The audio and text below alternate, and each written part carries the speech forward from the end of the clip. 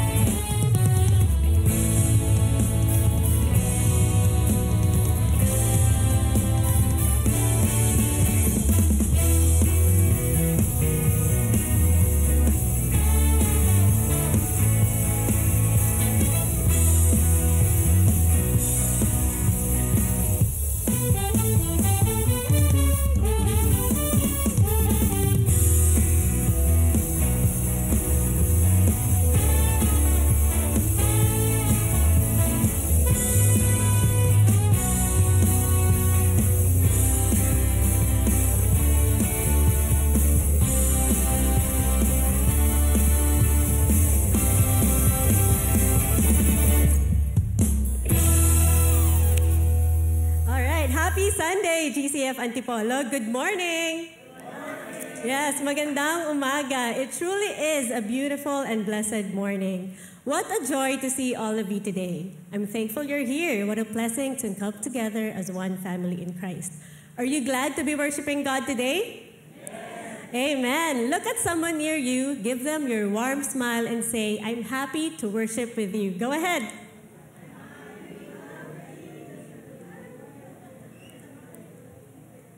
In Psalm 100 verse 4 says, enter his gates with thanksgiving and his courts with praise.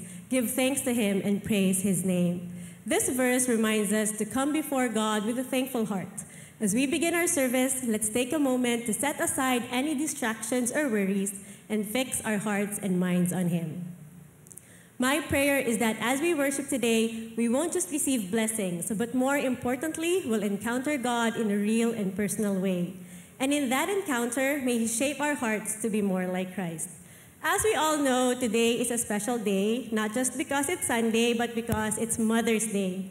Happy Mother's Day to all the amazing moms here with us. We're so thankful for the love, strength, and faith you show every day.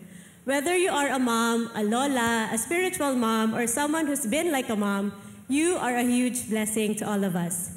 If you're a mom, would you give us a wave? Hi, moms. Hi. Church family, let's show them some love with a big round of applause.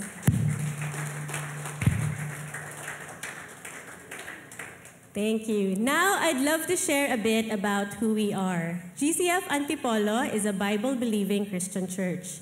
It is rooted in the ministry of Green Hills Christian Fellowship in Ortigas Center. We are part of the Conservative Baptist Association of the Philippines. As a church, we stand on these basic truths of our faith. We believe in and worship the one true living God as revealed in the Bible. We believe in the Trinity, God the Father, God the Son, and God the Holy Spirit, united as the Godhead, co-equal in power yet distinct in function. We believe that salvation from sin is by grace alone, through faith alone, and only through Jesus Christ.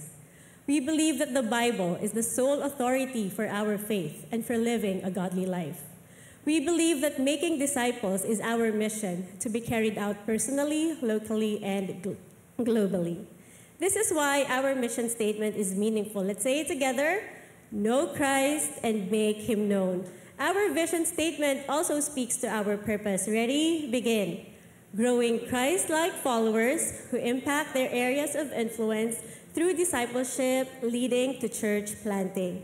Let's embrace our mission and vision statements. And with God's grace, let's turn them into action and make a difference together. We are so happy to welcome new faces into our church family. If this is your first time worshiping with us, could you please stand so we can acknowledge you and greet you? May mga bisita po ba tayo today? Pwede po ba na kayo ay tumayo?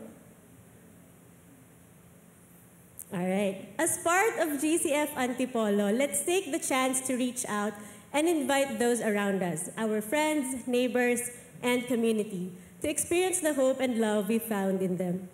Now, let's all stand and greet each other with a warm handshake.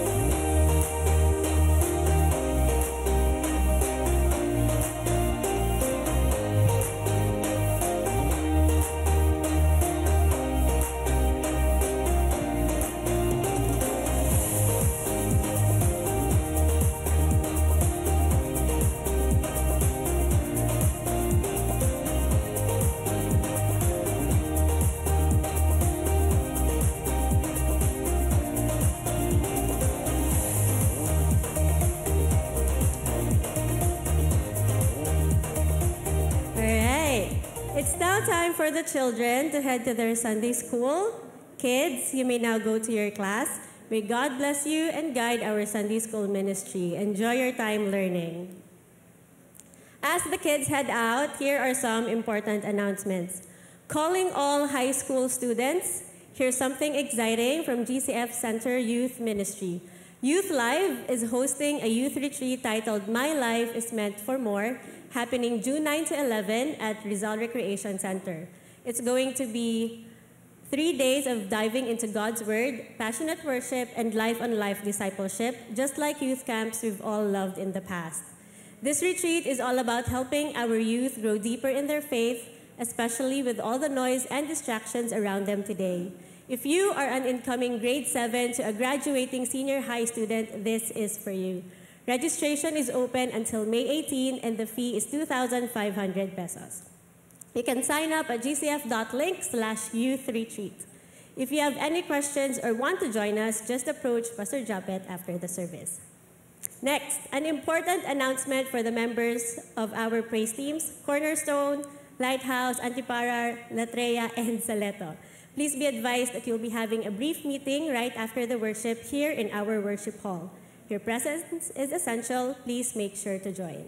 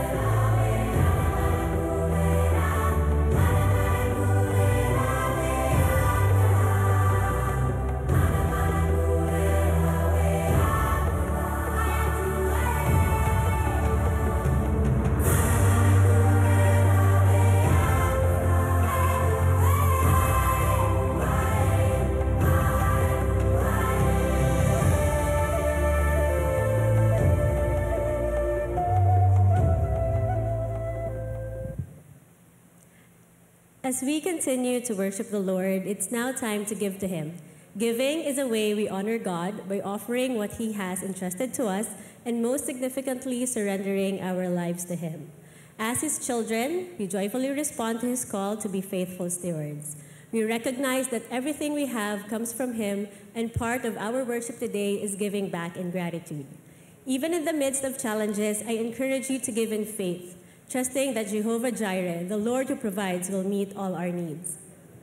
As we give, let's remember God's greatest gift, His Son Jesus, who gave His life for us.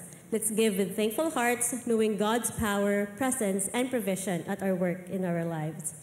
You can also give your tithes and offerings online via bank transfer, GCash, or PayMaya. If you're giving through one of these methods, please inform Brother Omi Borja at the number shown on the screen and send a copy of your deposit slip or a screenshot of your transaction. For those giving by check, kindly make it payable to GCF Antipolo Inc. Let's all pray. Almighty God, as we offer these gifts, we are reminded of our constant need for you. You are our provider, our strength, and our sustainer. Without you, we are nothing. Everything we have comes from you, and today we return a portion of it with grateful hearts. Help us to give cheerfully and faithfully, trusting in your love and care. May these offerings remind us that you are always at work in our lives, guiding, providing, and shaping us to be more like Christ. Teach us to rely on you in every area of our lives and to honor you, not just with our giving, but with our whole hearts. Use these gifts for the work of your kingdom, and may they bring glory to your name. In Jesus' name we pray, amen.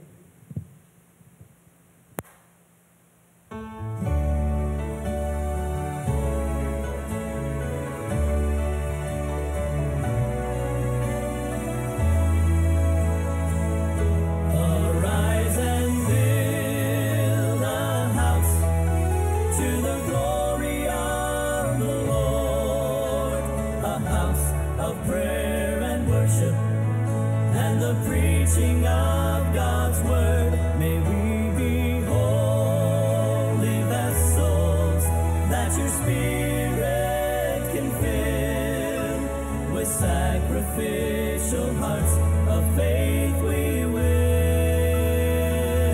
arise and build. God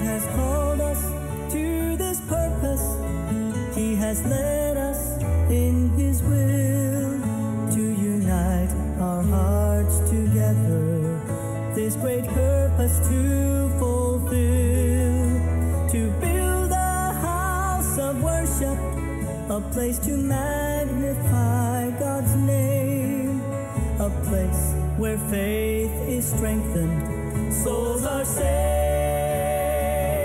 and lives are changed. Arise and build a house to the glory of the Lord, a house of prayer and worship, and the preaching of God's word. May we be holy vessels that your Spirit can fill, with sacrificial hearts of faith we will arise and build. Grant us patience for the journey of faith that will not quit when the needs are great and pressing. Give us grace to gladly give. As we build this house of worship, we set our hearts to seek your face, far more than just a building. We ask you, Lord, to build our faith. Arise and build a house to the glory of the Lord, a house of prayer and worship, and the preaching of God's word. May we be holy vessels that your Spirit can fill, with sacrificial hearts of faith we will arise and build, arise and build, arise and build, arise and build a house to the glory of the Lord, a house of prayer and worship, and the preaching of God's word. May we be holy vessels that your Spirit can fill, with sacrificial hearts of faith we will arise and build, arise and build, arise and build, arise and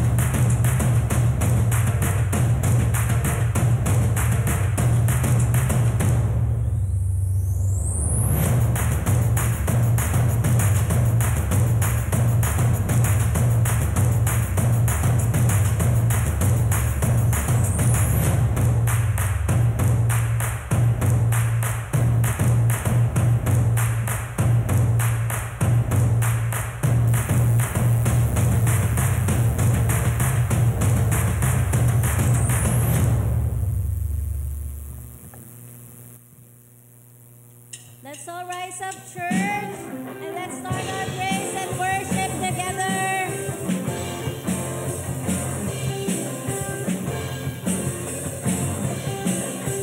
God is awesome in this place. We're in this house of the great King. We've come together now to worship Him. This house is built on Christ our rock, cannot be shaken.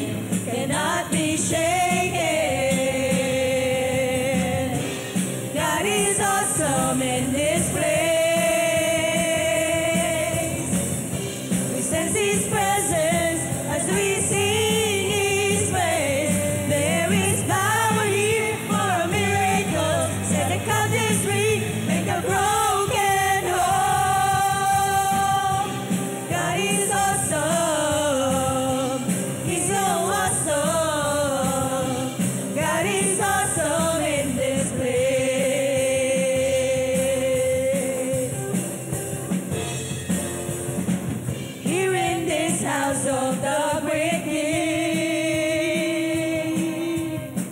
We come together now to worship Him. This house is built on Christ the rock, cannot be shaken, cannot be shaken. God is awesome in this place.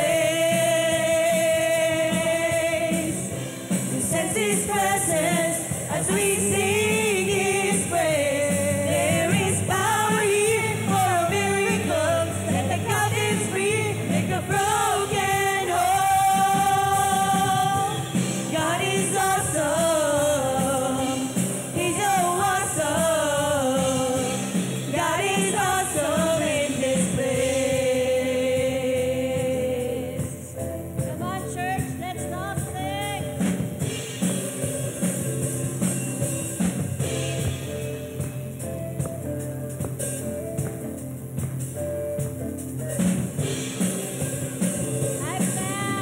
I found where I belong. I'm a living stone.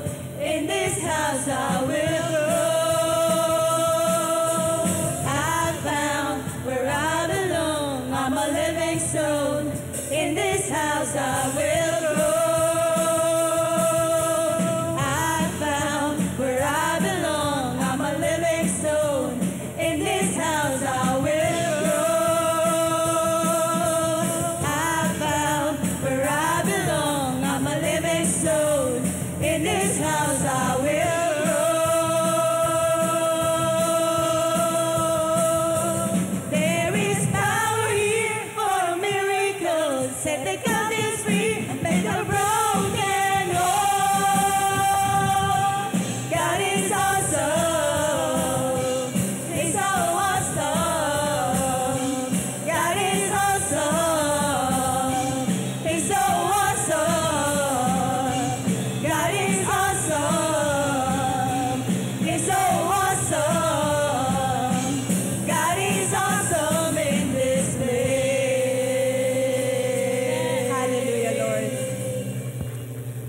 The title of our next song is Desert Song. Normally, it is always connected with a mother who lost her child. But if we're going to see, the whole song talks about the genuine trust to our Lord. And this is the promise of Isaiah 43:19 to 21. I will make a way in the wilderness, rivers in the desert. The wild beasts will honor me, the jackals and the ostriches, for I give water in the wilderness, rivers in the desert, to give drink to my chosen people, the people whom I formed for myself, that they might declare my praise. GCF family, the power that resurrected Jesus Christ is the same power that we have right now. So let's sing the victory of the Lord. This is my prayer in the desert, when all that's within me feels right. This is my prayer and my hunger and need. My God is the God who provides. This is my prayer in the fire, in weakness or trial or pain. There is a faith proof of more than gold, so cry me, Lord, to the flame. I will bring praise, I will bring praise. No weapon formed against me shall remain. I will rejoice, I will declare, God is my victory.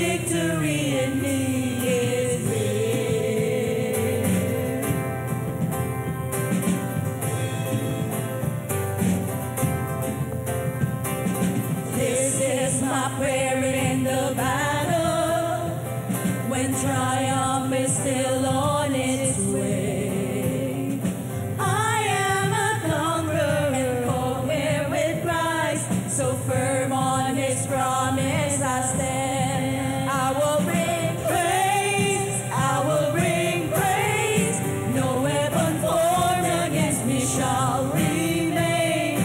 I will rejoice, I will declare, God is my victory and He is here. All of my life, in every season, you are still God. I have a reason to sing. I have a reason to worship. Oh yeah. All of my life, in every season, you are still God. I have a reason to sing. I have a reason to worship. Come on, church, let's sing. All of my life, in every season, you are still God. I have a reason to sing. I have a reason to worship. For the last time, all of my life, in every season, you are still God. I have a reason to sing. I have a reason to worship. I will bring praise. I will bring praise. No weapon formed against me shall remain. I will rejoice. I will declare, God is my victory and He is here. I will bring praise. I will bring praise. No weapon formed against me shall remain. I will rejoice. I will declare, God is my victory and He is here. You are my Lord.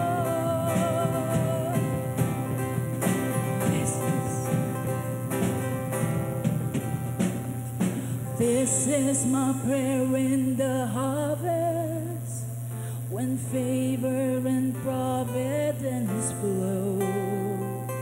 I know I'm filled to be emptied again.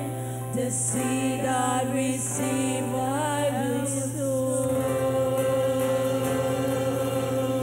Oh yeah! Hallelujah, Lord. Romans 5:8 says, "But God demonstrated His love for us in this: while we were still sinners, Christ died for us." In Numbers 14:18, the Lord is slow to anger, abounding in love, and forgiving sin and rebellion. As we sing this song, let's meditate the greatness, the love, and mercy of God to us.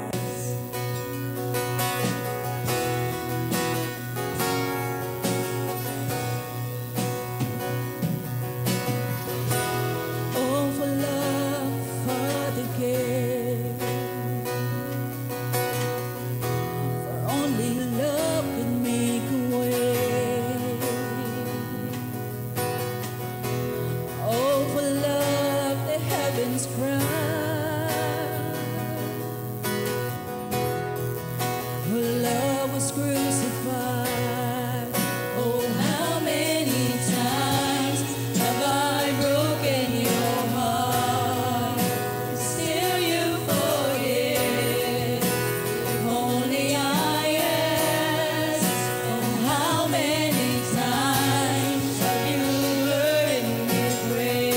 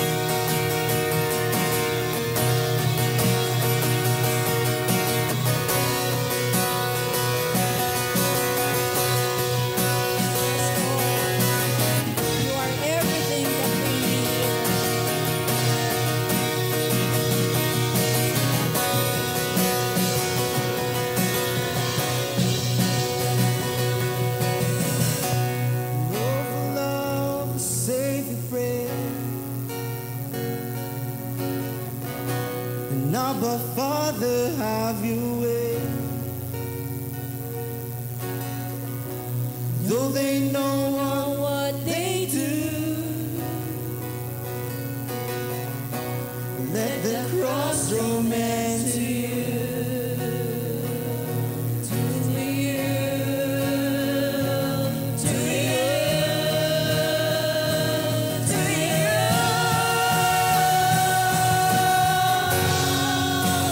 Everything I need is you, my beginning, my forever.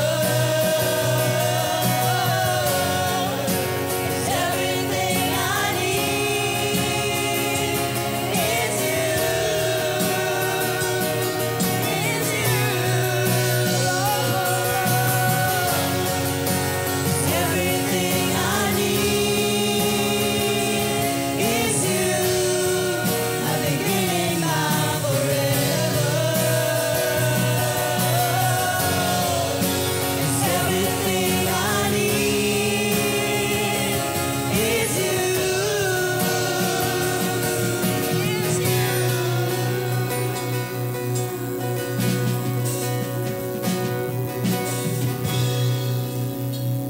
Yes, hallelujah, Lord. Thank you, Lord, that you love us every day, Lord. Thank you, God, for the wonderful love that you've been giving us every day in our lives. We don't deserve the grace, oh God, but thank you, Lord, that you give that gift for us, Lord. We owe to you, and this is the reason why we hear, why we sing, why we come here, Lord, together as a family to worship you, to exalt you, Lord, because you are our Father, you are the Father that we have, you are our counselor, you are our everything, oh God. We praise you and we glorify you in our lives and our midst, oh God. Whatever the pain, whatever the things that our hearts desire, Lord, binibigay na po namin yung lahat sa'yo because God, Lord, right now, you are the center of this service, oh God. We give you praise, we give you glory in the mighty name of Jesus. Amen.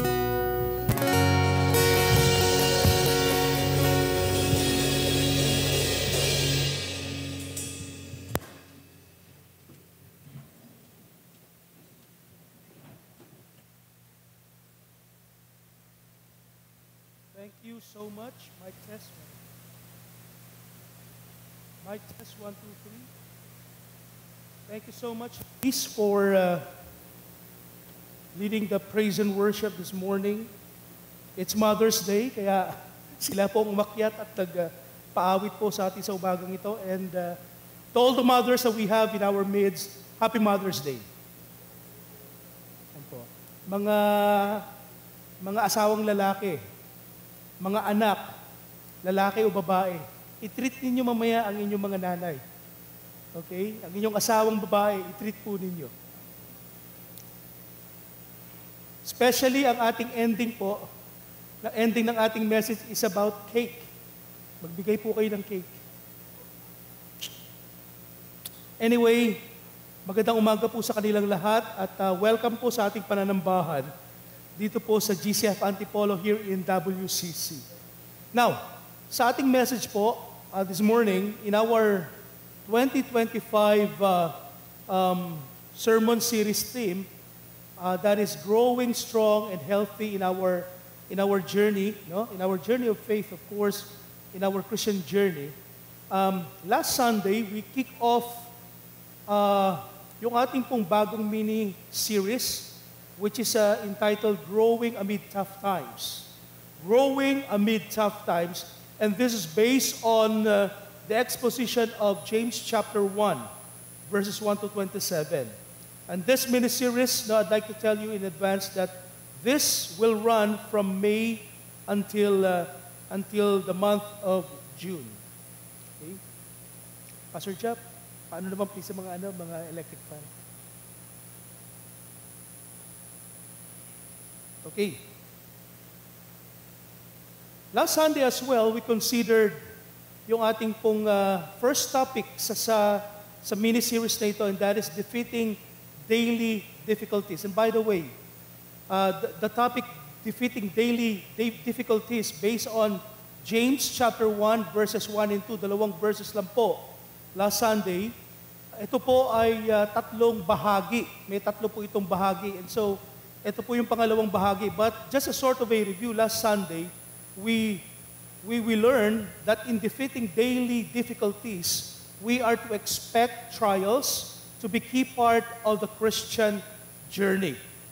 Expect trials to be a key part of the Christian journey. Number 2, evaluate trials in the light of what God is doing. Evaluate trials in the light of what God is doing. Balikan ko lamang po yung number 1, expect trials to be a key part of the Christian journey. Sa verse 1 po ng James chapter 1, we learned that the early Christians, the early believers themselves, they encountered trials. At ano po yung trial po nila? It was about persecution. Namamatay po sila dahil sa kanilang pananampalataya kay Kristo. That is why the reason in verse 1, they were scattered among the nations. They were scattered abroad. Why? Because they were afraid of their lives. Takot silang nabahala sila sa kanilang buhay dahil sila ay pinapatay ng mga Romano. Sila ay pinipersecute dahil sa kanilang pananampalataya kay Kristo. And in the same way po, tayo po mga mananampalataya sa panahong ito, we do not experience the same experience po ng mga dating mga believers, but we experience trials din.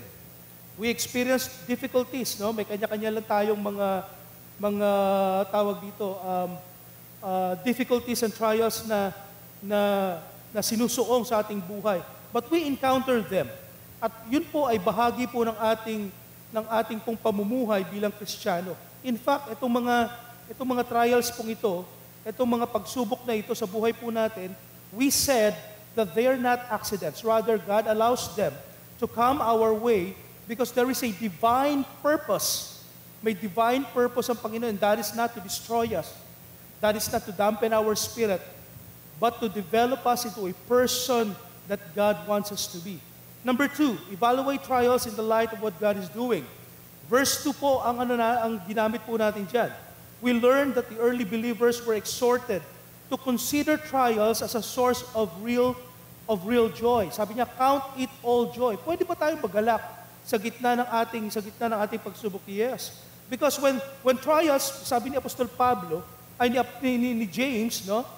Ni James sabi niya, kapag dumarating ang mga trials sa buhay po natin, they come in various colors. They come in varied colors. They come multicolored ang ating mga trials. And when we see them in the eyes of faith, they're indeed beautiful works. Hindi po works natin, but beautiful works of God for His own glory and for our own good. So itong mga pagsubok, itong mga problema na naranasan natin mga kapatid, bilang mananampalataya kay Kristo, tandaan po natin, ito po inalaw ng Panginoon Diyos. Inaalaw niya ito upang siya po ay makakilos sa ating buhay. Upang maganap ng Panginoong Diyos yung magagandang bagay sa buhay po natin at ating ding ikasasaya o ating ikalalagong spiritual. So umaga pong ito, we will consider yung part 2 of defeating daily difficulties. And we will see that in verses 3 and 4.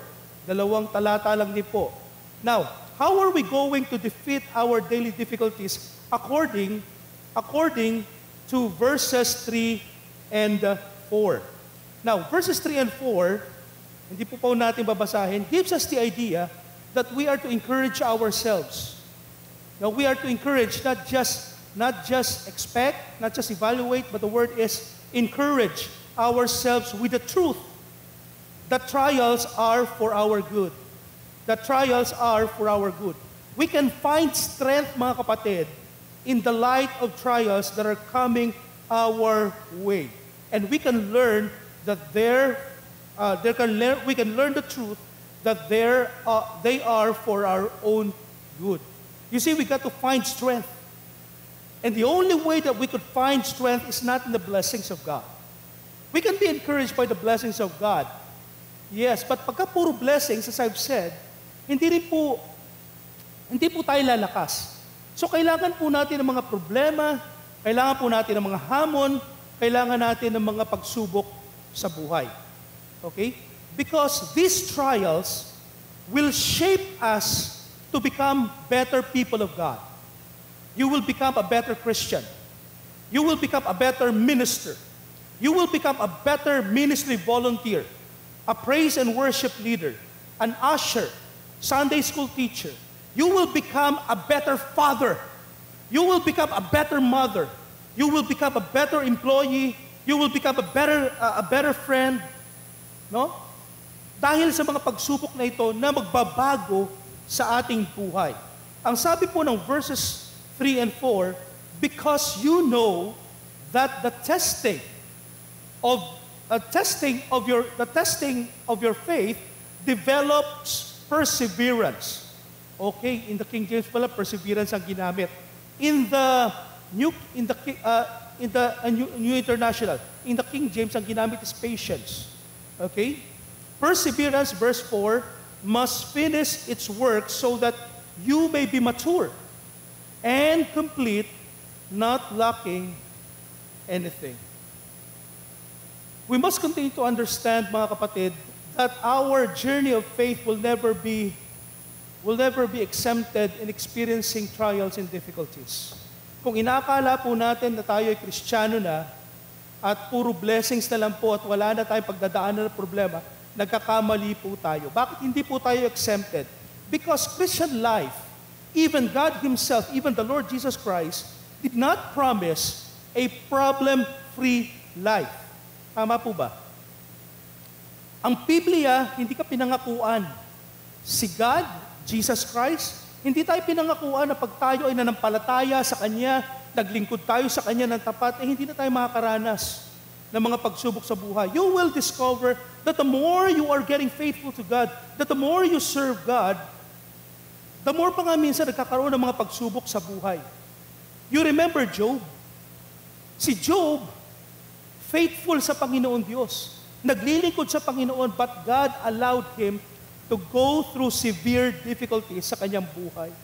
So we are not exempted. We are not problem-free. But you know what? Here's the blessing.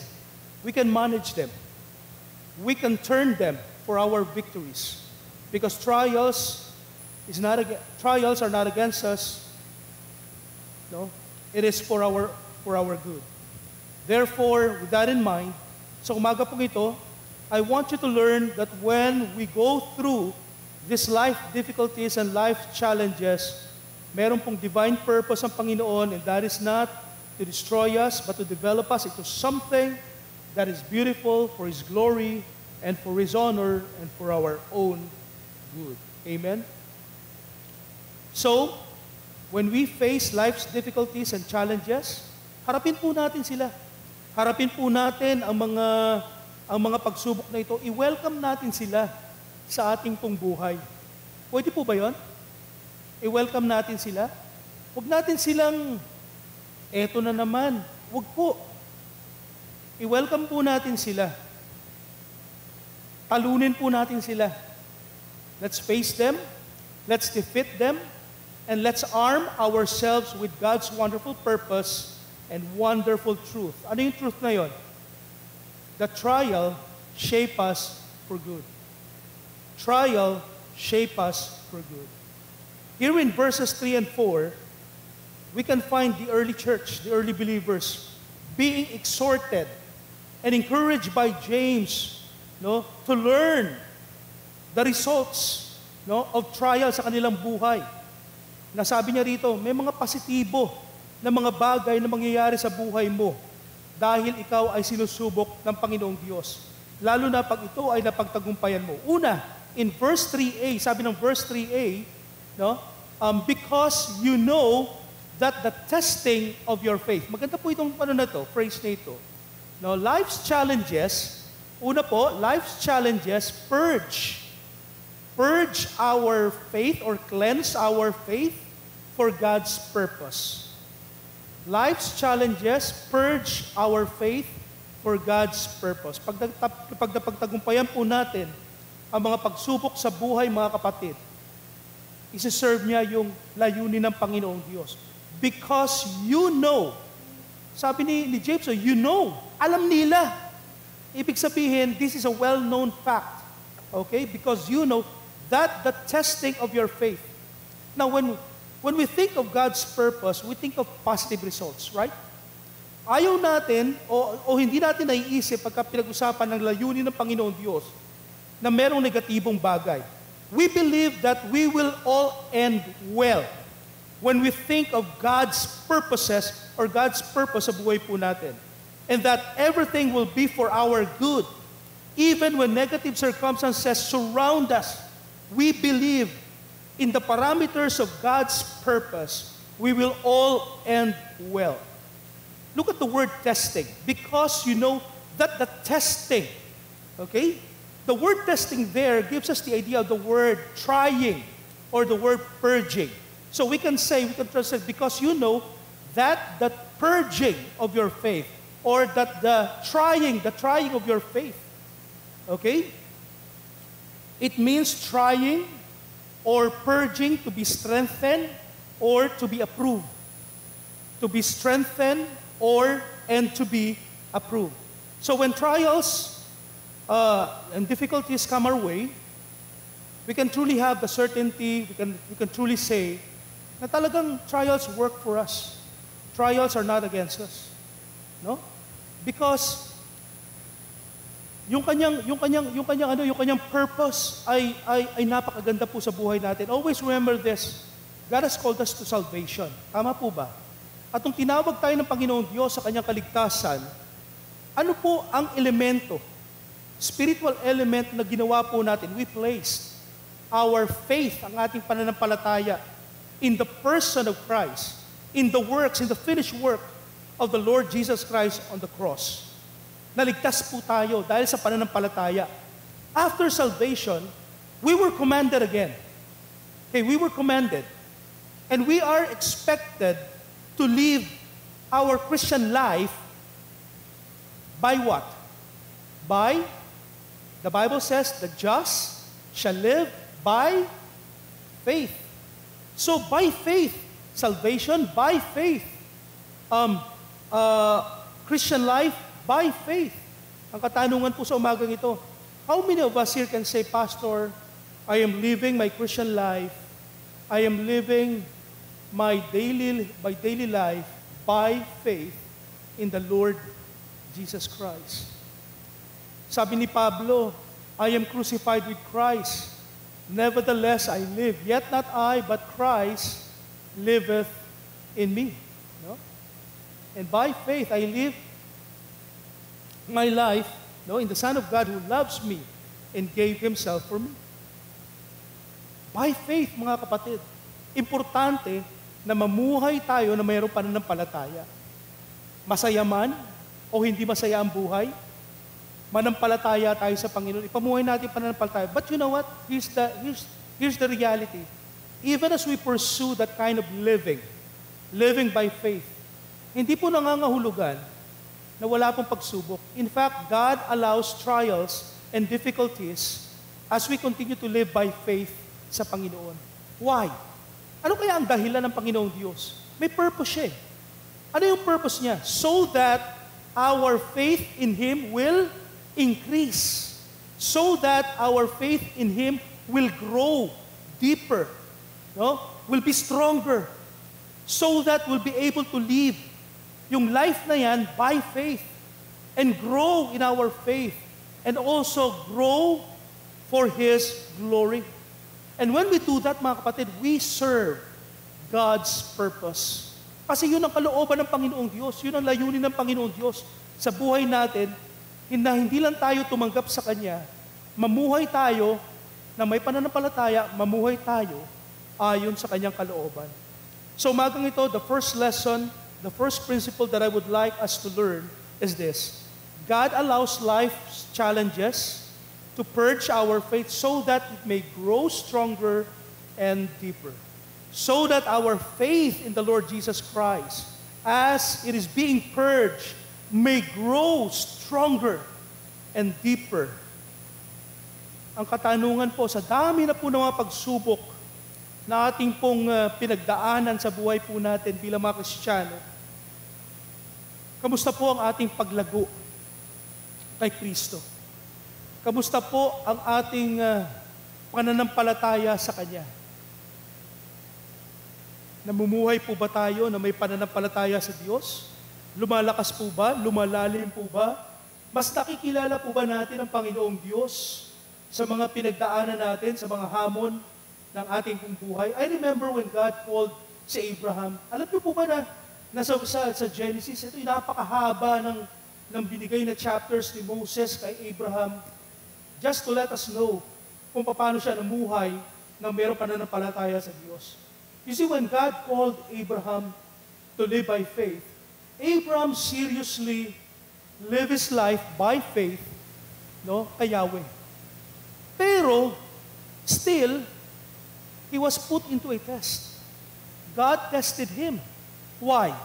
Because God wanted to increase his faith. God wanted Abraham's faith to increase. At ano po ang ginawa ng Panginoong Diyos? He tested him. Napakahaba po ng listahan sa buhay ni Abraham na kanyang naranasan upang lumago sa kanyang pananampalataya.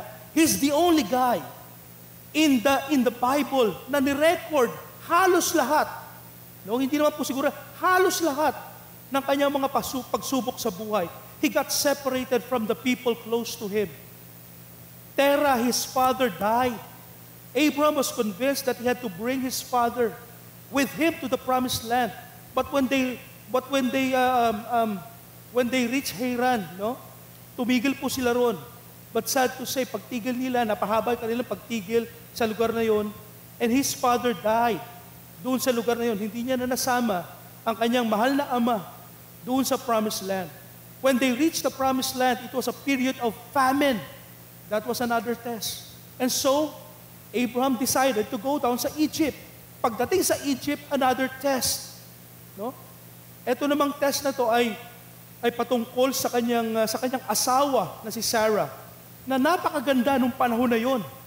At maraming natipuhan si Sarah ng mga Egyptian. And because of that, Abraham was forced to lie about his relationship with his wife. He failed sa part na to. Along the way, may pagsubok, pero he failed. Hindi siya nagtagumpay. Nagsinungaling siya.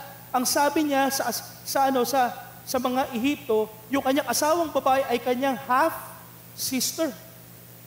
Kaya nung nalaman na half-sister, kinuha ito ng Pharaoh ng Egypt. Dahil na-inlove pati yung Pharaoh ng Egypt. But it was discovered na sila pala yung mag-asawa. And so, to make the story short, bumalik sila pagkatapos po ng famine, bumalik sila from Egypt, went back to the promised land, where he got separated sa kanyang paboritong pamangkin o mahal na pamangkin na si Lot. Nagkaroon ng pag-aaway sa kanilang mga tauhan at nagresulta ito sa kanilang paghihiwalay. That was a test. His relationship with his wife was once again tested. Papaano? Yung kanyang wife nagsuggest and he approved yung suggestion ni Sarah. What was the suggestion? Matulog ka kasama ang aking maidservant, yung Egyptian na si Hagar. Nag-agree si Abraham at nagresulta ito sa isang anak, ang pangalan ay si Ismael. He got involved also in a war with 5 kings. And ultimately, makita po natin, marami pa mga testing, ang haba po na listahan. But ultimately, he was tested by God to sacrifice his son, Isaac. Inalaw po ito ng Panginoon, mga kapatid, kay Abraham. Ito pong mga difficulties na ito in order to increase, to make strong, to grow yung kanang pananampalataya sa Diyos. Yung mga challenges na ito, maliit man o malaki, na panalunan man o napagtagumpayan man ni Abraham o hindi, but these life challenges taught Abraham to live by faith in God. In fact, in all of this, challenges, ito po yung nagturo sa kanya. Ito po yung nag-train sa kanya. Ito po yung nag-prepare sa kanya. Nag-equip kay Abraham para ma-overcome niya yung ultimate testing, which was the sacrifice of Isaac in Mount Moriah. Mga kapatid, yung pinagdadaanan mo ngayon, yung pinagdadaanan natin ngayon is a stepping stone in order for us to be equipped, to be prepared for someday, I don't know, baka merong pagsubok na mangyari sa buhay natin, at pag itong pagsubok na ito ngayon, na nararanasan natin, hindi tayo nakagraduate dito, malamang later on, hindi rin tayo makakagraduate. So, gamitin po natin, pagtagumpayan po natin, ang mga pagsubok na ating pinagdadaanan, maliit man o malaki. Tanggapin po natin, i-welcome po natin ito. Harapin po natin ito. Patulan natin ito. I-overcome natin ito. Dahil someday, yung training mo dito sa problemang ito ay magagamit mo sa susunod na problema, na malaking problema para mapagtagumpayan mo ang problemang yan. Whatever difficulties that you are facing right now, great or small, they'll be used by God, I tell you, to increase our faith in the Lord Jesus Christ, to grow our faith, to make our faith stronger, so that, and train us, so that later on, we will be victorious in the other difficulties that we will be facing along the way. Be encouraged to know that challenges in life will increase our faith. Don't be discouraged. Be encouraged to know that God is working in our behalf, and trials are for our own good. Be encouraged to know that we can find strength, we can find growth, we can find victory in that truth. That trials will going to shape us for good. Be encouraged to learn. Be encouraged to understand that God desires to increase our faith, at ginagawa niya ito through sending trials and difficulties sa life natin. To increase Daniel's faith, si Daniel, to increase his faith, God allowed him to be thrown into a lion's den. Would you like to be in the lion's den? No way. But God used it to increase the faith of Daniel. Ilang days si Daniel sa lion's den? I didn't check. But 3 days, 1 day, overnight. Sorry for the term, but my God, kahit isang oras, ayoko in the lion's den. But God allowed him to be thrown into the lion's den. To increase the faith of David, King David, God allowed him to face a giant, Goliath. To increase the faith of Noah, God allowed him to encounter the great flood. Mga kapatid, napakaganda ng ginagawa sa atin ng Panginoon Diyos. Whether you believe it or not, etong mga problemang ito ay napakaganda ng mga layunin sa ating buhay. Anong problema mo ngayon? Anong pinagdadaanan mo ngayon? Masakit? Masarap? Nakakatuwa? Could you say, Lord, thank you. Lord, I worship you. Lord, I praise you. O Lord, aray. Mga kapatid, ano man ang response mo, regardless sa response natin, gagamitin ng Panginoong yan upang tayo ay maging matagumpay. Not only life's challenges increase our faith to God more and more, but through trials, the authenticity of our being born again in Christ is proven. That's another lesson. Through trials, the authenticity of our being born again in Christ is proven. Ganun po ba, Pastor? Yes. You see, pagka mayroong mga pagsubok sa buhay na dumarating po sa atin, no? At pag ito ay napakatindi, ang katanungan, alam niyo po ba kung ano? Anong katanungan? No? Pagka matindi ang problema, ang katanungan is this: Are we going to remain in Christ? Mananatili ba tayo kay Kristo? Mananatili ba tayo sa ating pananampalataya? Or we're going to give Him up? I-give up ba natin siya? Dahil napakatindi at hindi na natin makayanan ang struggle, ang pain na pinagdadaanan po natin. Are we going to pursue Him? Or we're going to abandon Him? No? Ito po yung magpapatunay, mga kapatid, kung totoo ba ang ating pananampalataya sa Kanya. Kung totoo ba na tayo ay tunay na Kristiyano. Are we going to pursue Him? Or abandon Him? Are we going to live for Him? L-I-V-E. Mamumuhay ba tayo sa Kanya kahit na sa gitna ng mga matinding problema, or we're going to live Him? L-E-A-V-E, live Him. Iiwanan ba natin siya? Are we going to remain in our faith, or we will forsake our faith because of the struggles and the pain? You see, those who remain in Christ in the midst of trials, in the midst of troubles, in the midst of life's challenges, simply prove that they are truly born again in the Lord Jesus Christ. That is why the first exhortation, expect as believers of the Lord Jesus Christ, we will go through life's difficulties, life's challenges will every day, mga kapatid, be knocking sa pintuan ng ating mga buhay, whether you like it or not. May mga pagsubok sa buhay, may mga problema na they will decide to stay longer. Magiging barkada mo yan. Gusto makipagbarkada sa'yo. You're praying to God, Lord, please deliver me. Lord, please take this away. Pero it seems hindi kinukuha ng Panginoon. 2 buwan na, 3 buwan na, mag-iisang taon na, problema pa rin. They decided to stay longer sa buhay natin. Some will really be brutal. Some will really cause you pain and struggles. But will you remain in Him? Will you remain in Him? Be encouraged to know. Be encouraged to know that as you increase your faith in the Lord Jesus Christ, you can remain in Him. Because that serves God's purpose. Remaining in Him is part of God's purpose. Find strength in the truth that the trials will shape us, that we will grow stronger and deeper. Because growing stronger, growing deeper in the faith, ito po ay purpose ng Panginoon sa atin. Yan po ang purpose.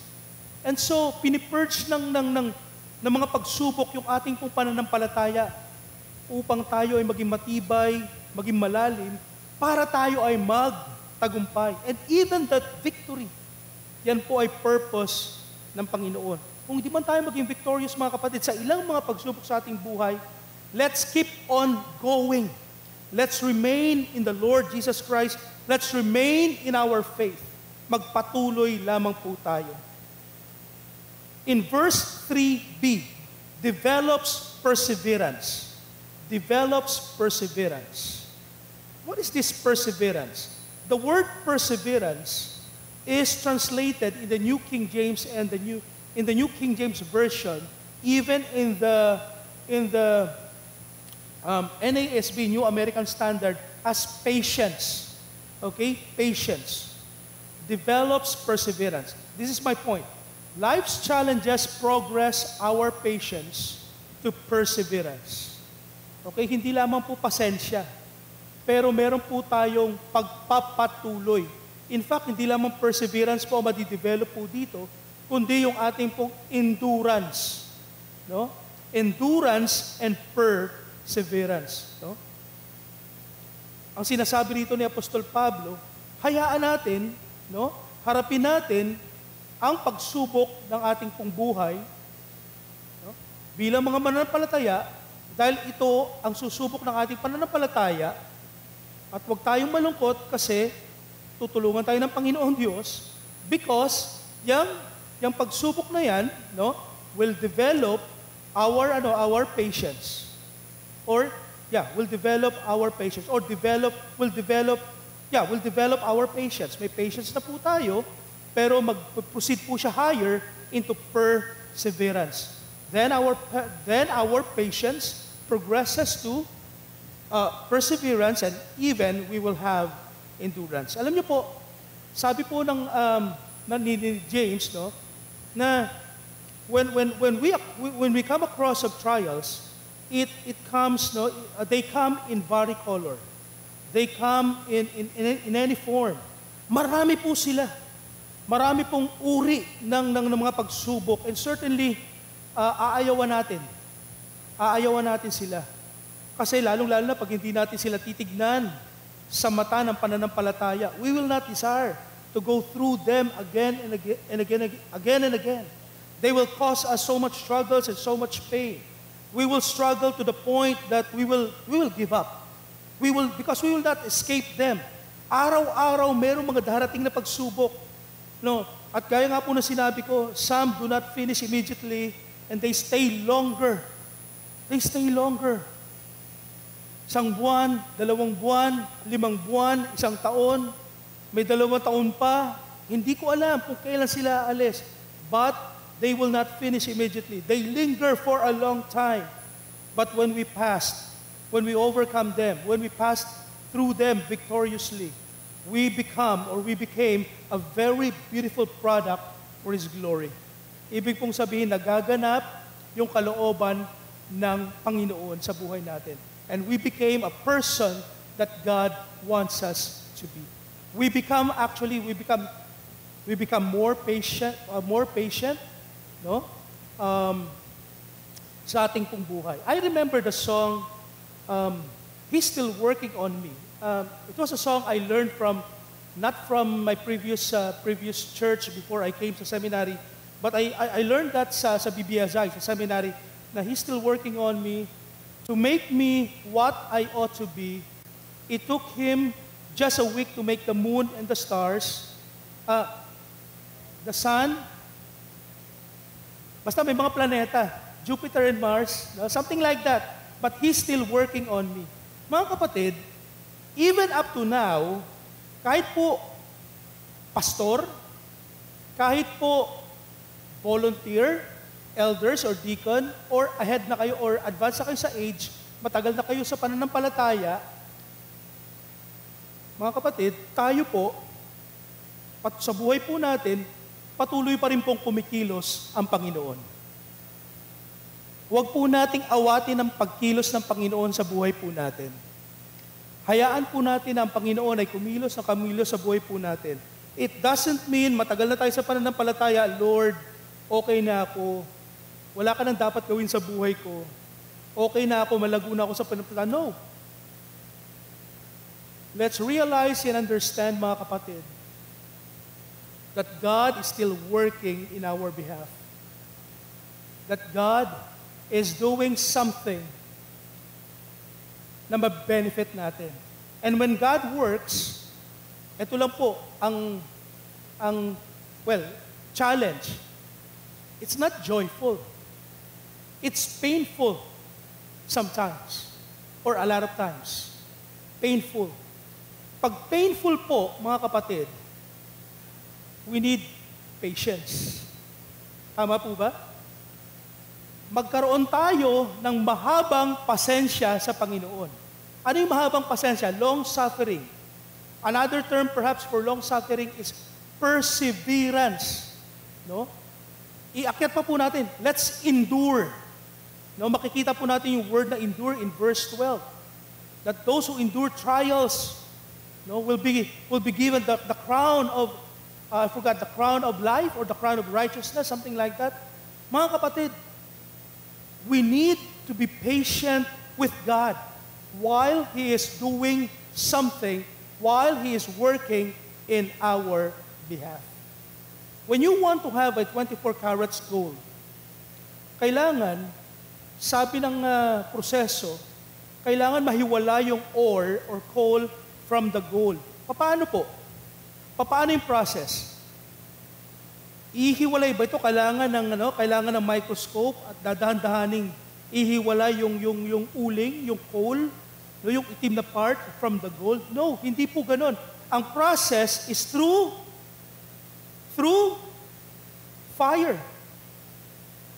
Apoy. Kung ikaw ay ginto, ano kaya sasabihin mo pag dumaan ka sa pagsubok, kapag dumaan ka sa apoy? At yung pagdaan sa apoy, it's not just 1 minute, 2 minutes, 3 minutes, 5 minutes. Alam niyo po, 1 minute pa lang nga po, masakit na yon. Mapasok ka lamang po sa kandila, masakit na.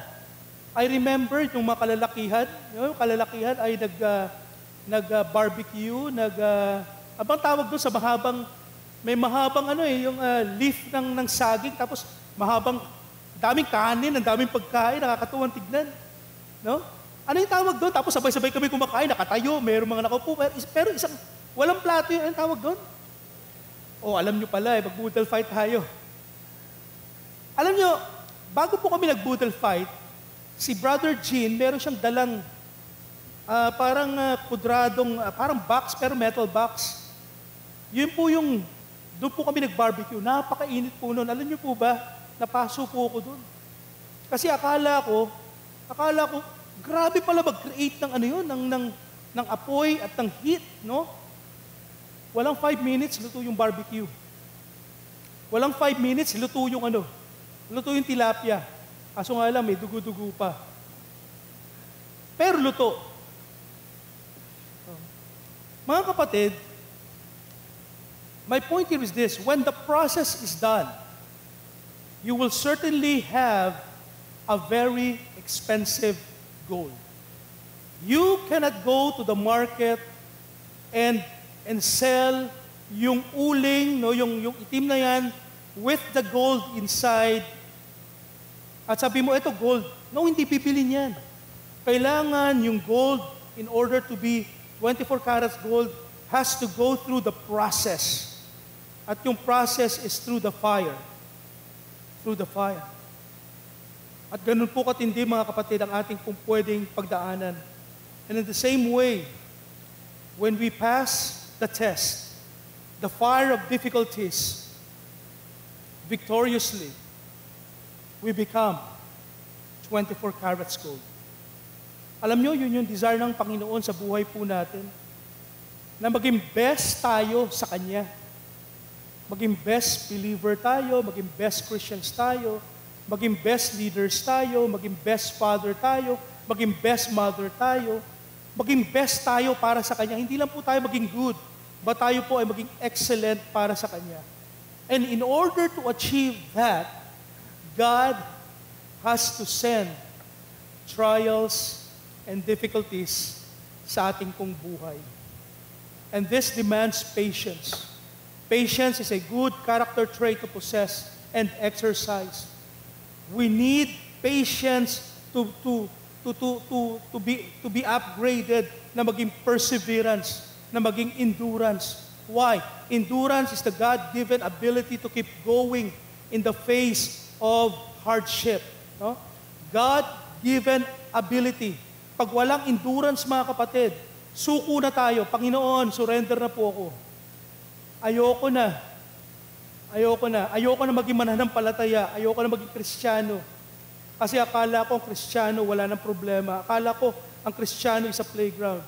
Akala ko ang pagiging Kristiyano is a bed of roses. No, it's not. It's not. If we don't know how to persevere, if we don't know how to endure life's difficulty, we will give up our faith. We will give up going to church. We will give up serving God. We will give up attending growth group. We will give up everything na ginagawa natin sa Panginoon ngayon.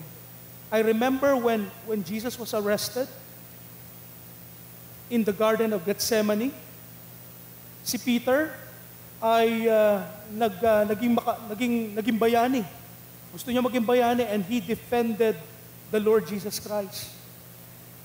Peter had shown impatience sa oras na ito. Hindi siya naging pasensyoso. Getting the sword in one of the Roman Praetorian guards, and he cut one of the ears of the guard. Why? Because he was impatient.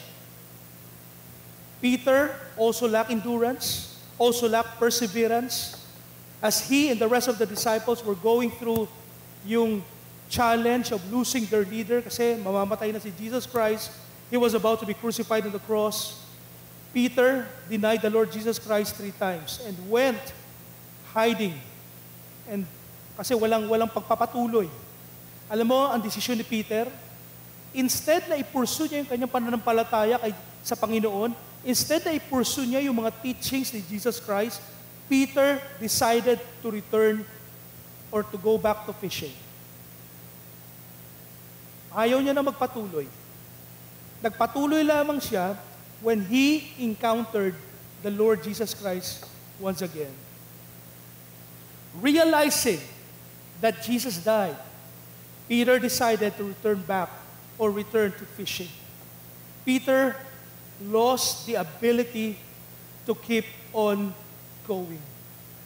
Endurance is developed and strengthened in our lives through trials. Hindi lang po patience ang nadidevelop, but even yung ating pong perseverance and our endurance. Let's go back to Peter. Peter lost the battle. No? Denying the Lord Jesus Christ, decided to go back to fishing. No? But if we would look at yung kanyang life later on, what happened kay Peter? Ano nangyari sa buhay niya? Nung siya'y nagpatuloy sa pananampalataya,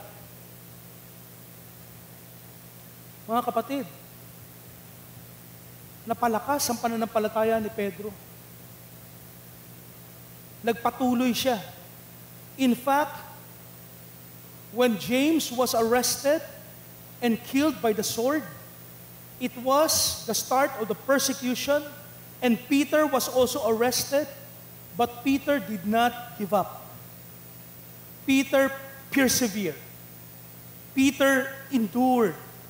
Peter not only remained sa kanyang pananampalataya, remained as the great leader of the apostles of the Lord Jesus Christ, but Peter continued.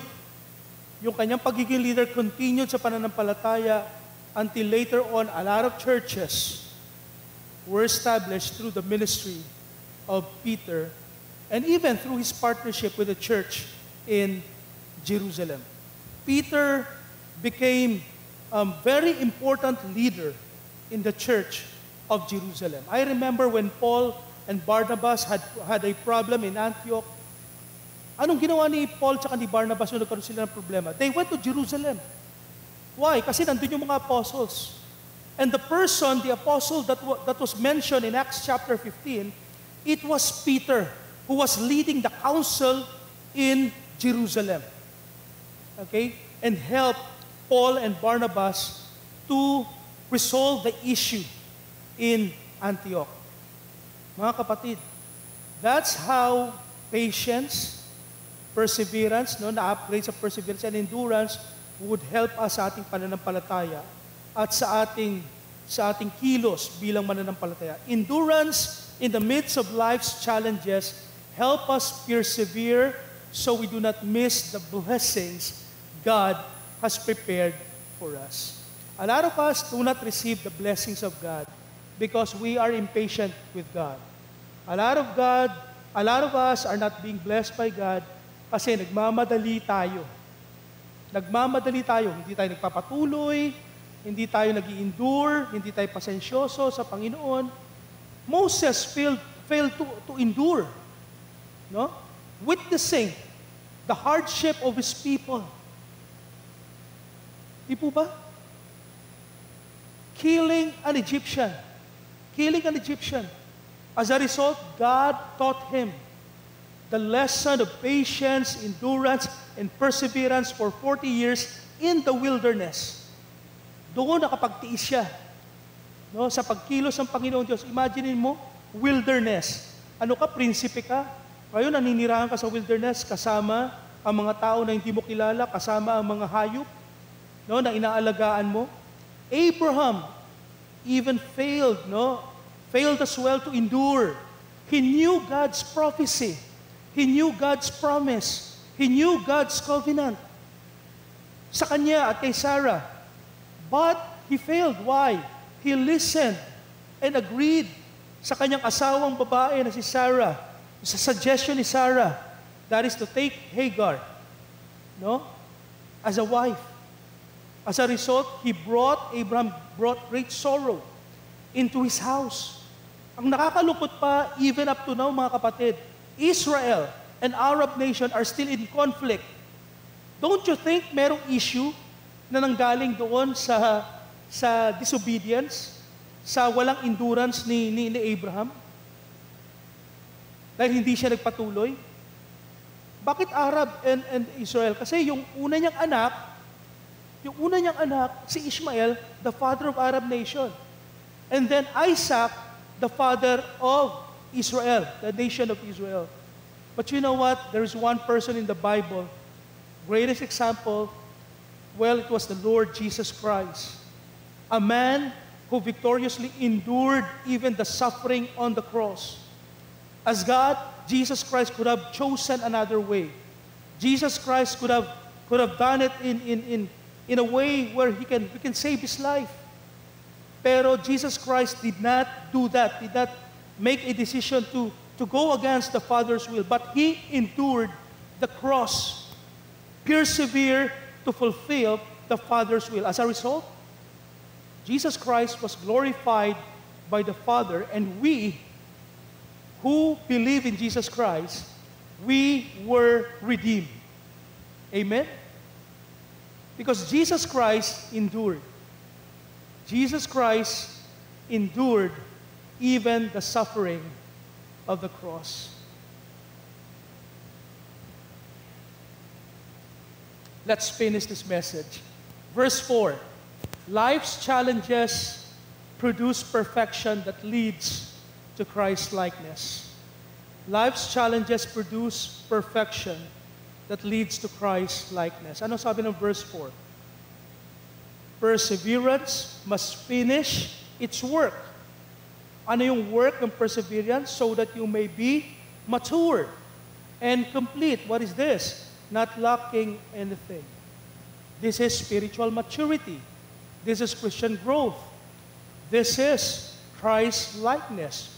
Why Christ-likeness?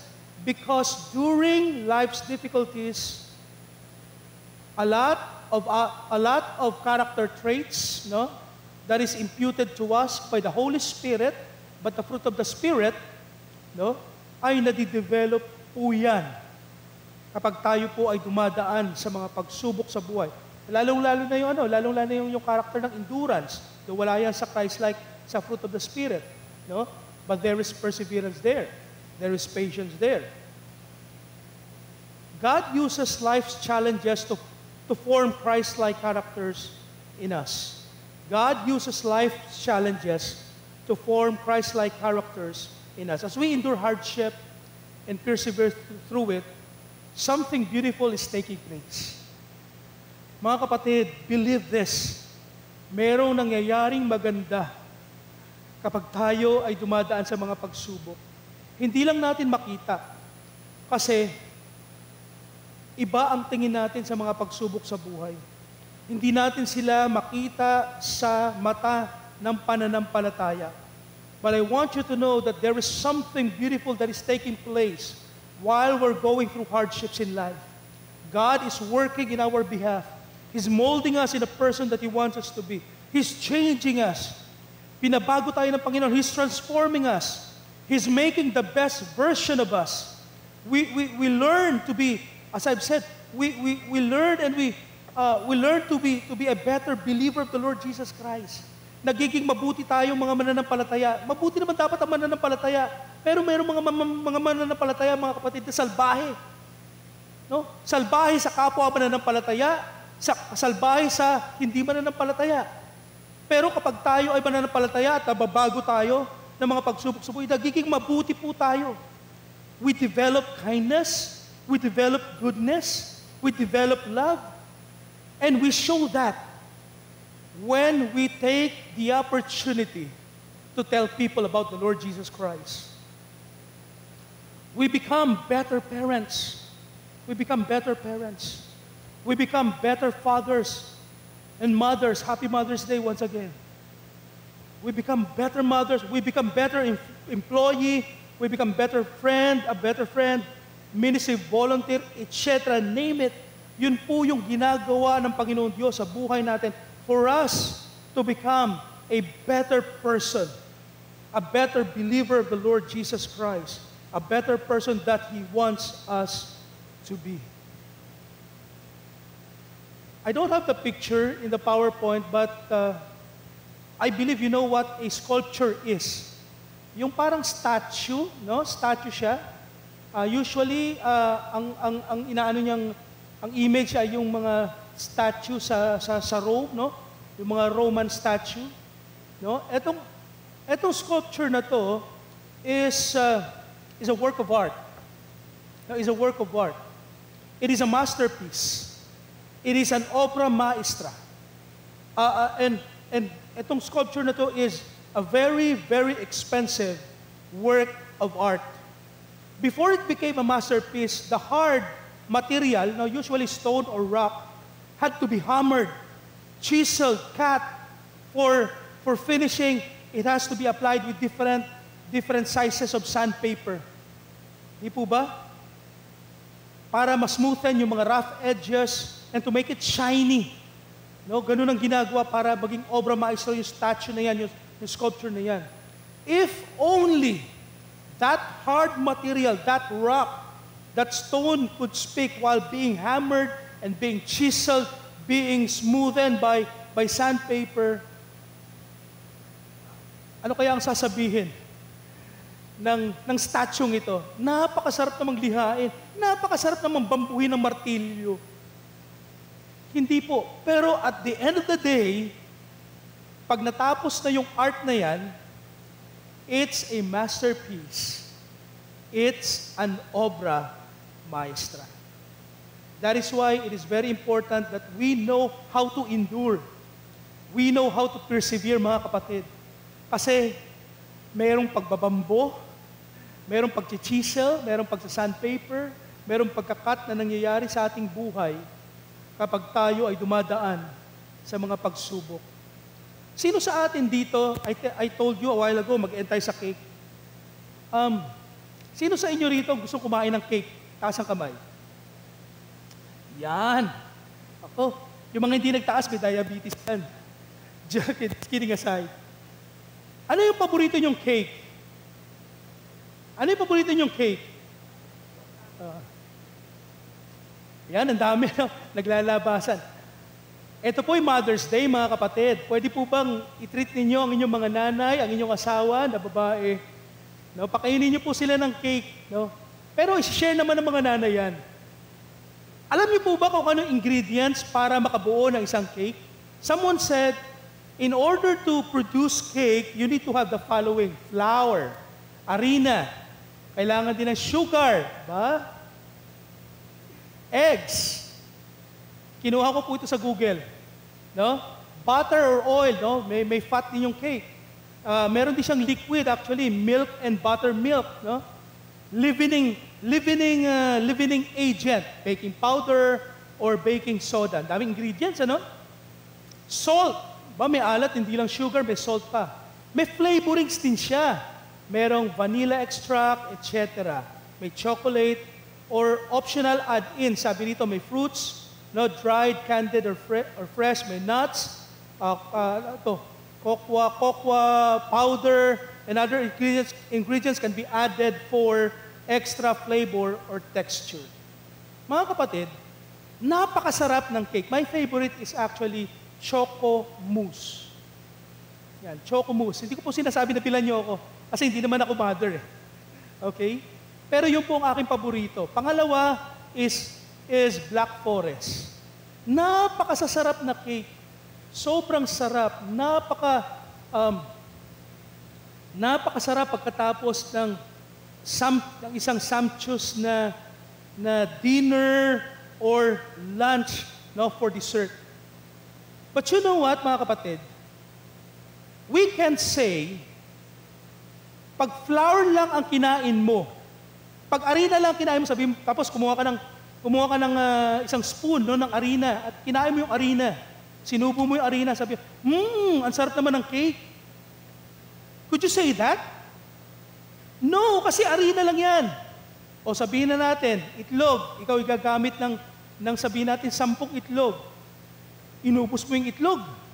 No? Hindi na binate, basta ano lang, tuloy-tuloy, inopen, kinain mo, ininom mo yung cake, yung itlog.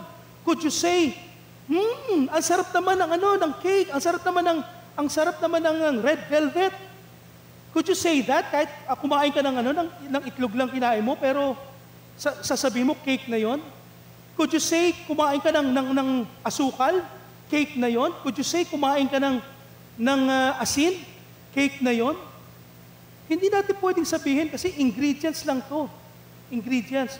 But when, brothers and sisters, all of this are mixed together. Imagine niyo, nilagyan mo ng vanilla, nilagyan mo ng chocolate, lahat ng masasarap na ingredients nilagay mo at minimix mo at nagmo-moist na siya at binake mo na siya at pagkatapos ma-bake, nilagyan mo pa ng icing. Wow! And then, mga kapatid, isi-serve mo na at kakainin mo na, yun yung cake. Yun yung cake. Mga kapatid, this is what is happening sa buhay po natin bilang mga Kristiyano. This is what is happening. Maraming problema sa buhay. Sino sa atin dito maraming problema sa buhay? Yung iba, hindi nagtataas, walang problema. Praise the Lord. Wala pong Kristiyano na walang problema ngayon. Marahil meron kayong 2, 3 na pinagdadaanan. But you know what? Here's what God is doing. God is mixing all the circumstances, all the situations, all our problems sa life po natin. He's mixing everything. And the end product is a beautiful thing, glory. A delicious cake.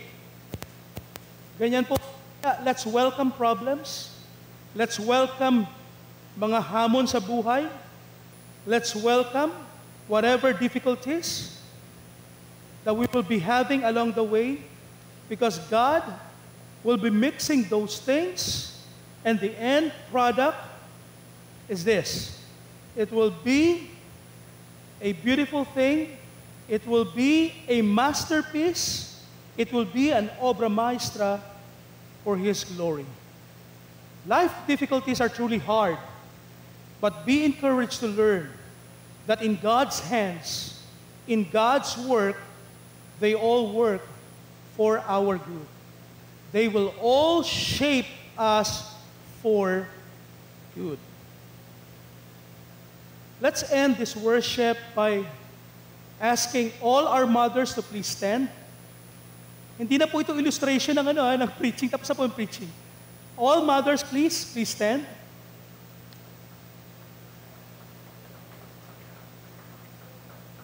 Yan na po ba pinakamalakas nating palakpak?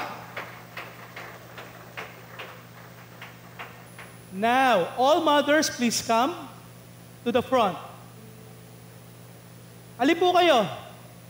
Mga nanay, come on. Pagod na.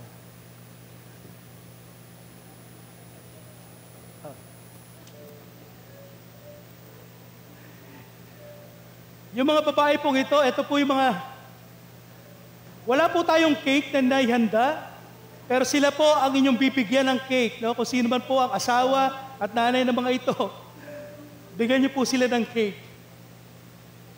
Wow!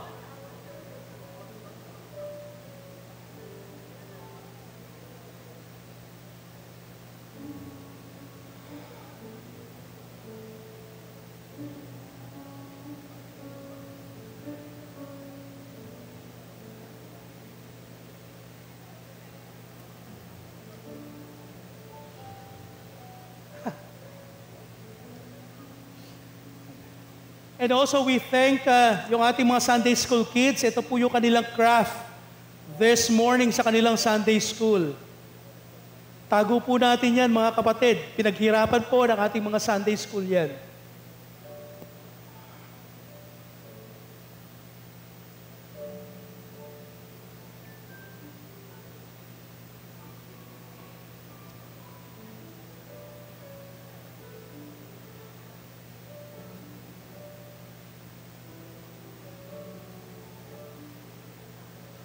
Let's all rise. Praise team, please come up on stage.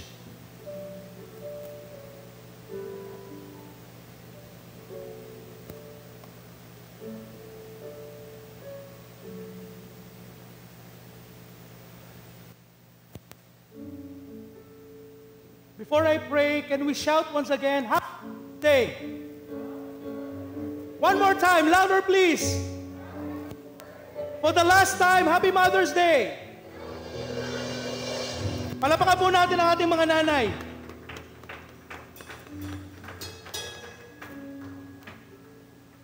Pag-pray po natin sila, let's pray. Panginoon namin Diyos, nagpapasalamat kami sa opportunity na to today na amin pong nakita ang aming mga nanay, Lord, in our church family sa Antipolo. We thank you, Lord, sa kanila pong mga buhay. Salamat, Panginoon, sa kanilang pong pagmamahal, sa kanilang pag-care, Panginoon, sa kanilang respective families, Panginoon Diyos. Marami pong salamat dahil kayo po, Panginoon, ang siyang nag-ordain sa mga nanay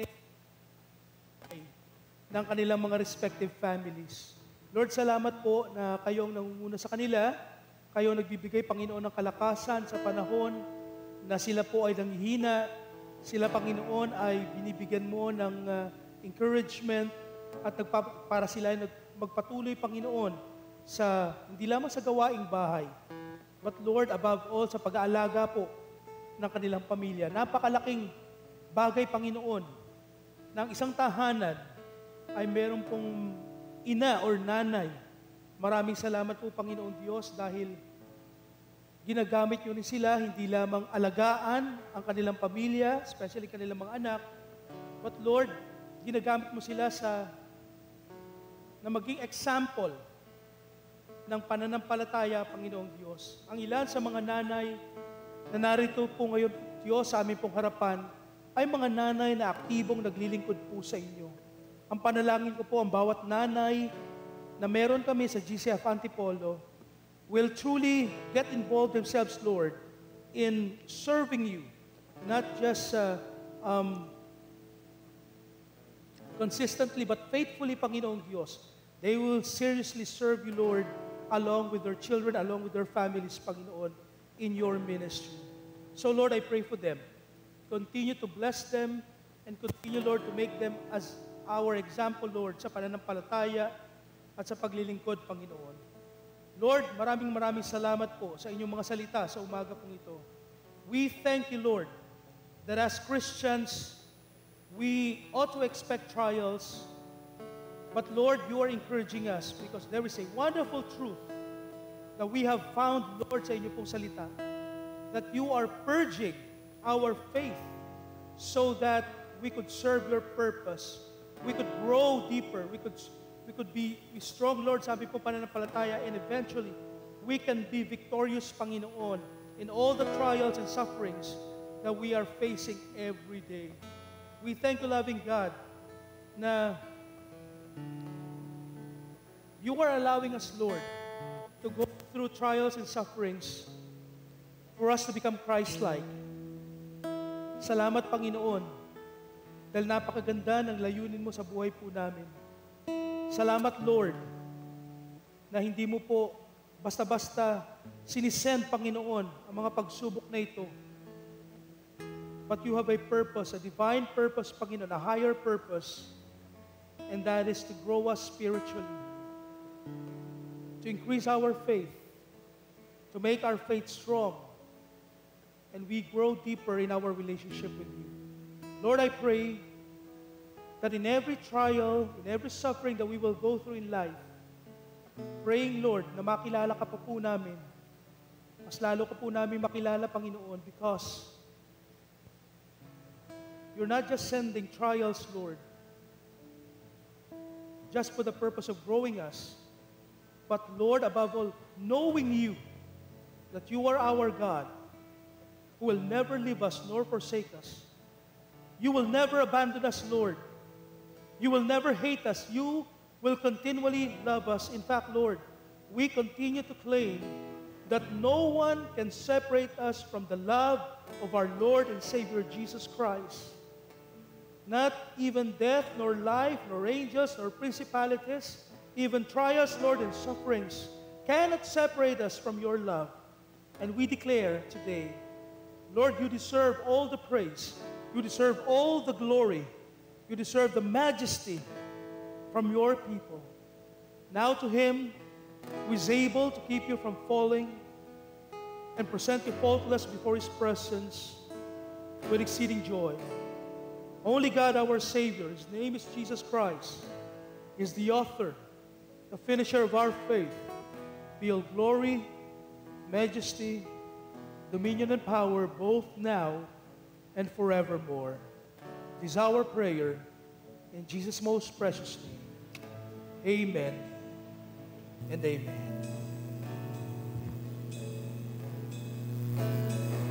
Lord bless you.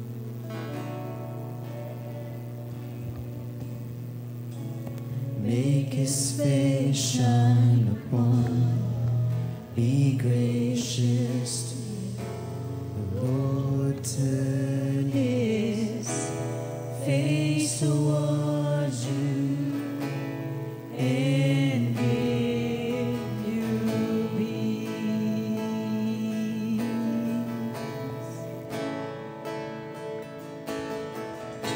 The Lord bless you and keep you. Make his face shine upon you and be gracious to you. The Lord turn his face towards you and give you peace.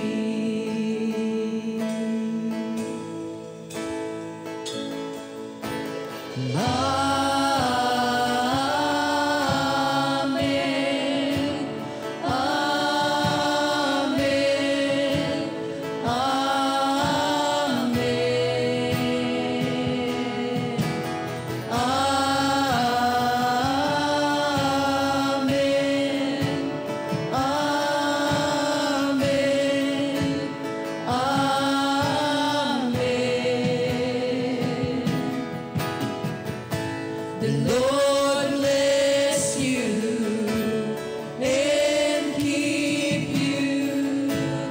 Make his face shine upon you and be gracious to you. The Lord turn his face towards you and give you peace.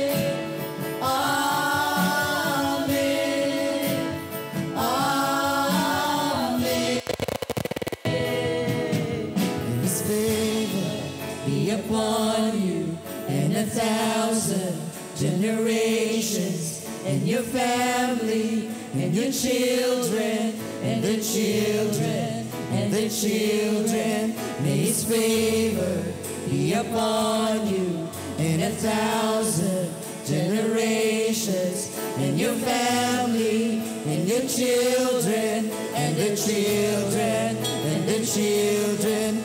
May his favor be upon you and 1,000 generations, and your family, and your children, children, and the children. May His favor be upon you and 1,000 generations, and your family, and your children, and the children. May His presence go before you and behind you and beside you, all around you and within you.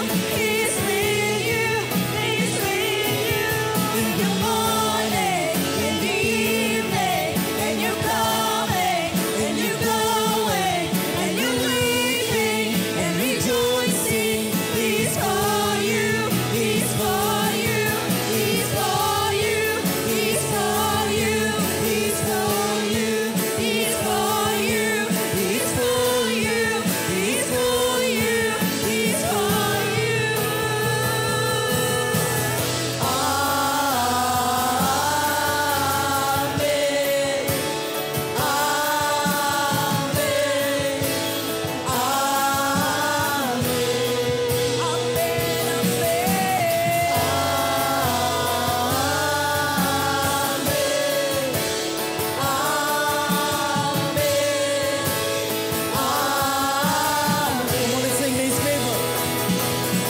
His favor be upon you and 1,000 generations, and your family, and your children, and the children, and the children. May His presence go before you and behind you and beside you, all around you and within you. He is with you. He is with you in the morning, in the evening, and you're coming and you're going, and you're weeping and rejoicing. He is for you. He is for you. He is for you. He is for you. He is for you. He is for you. He is for you. He is for you. He is for you.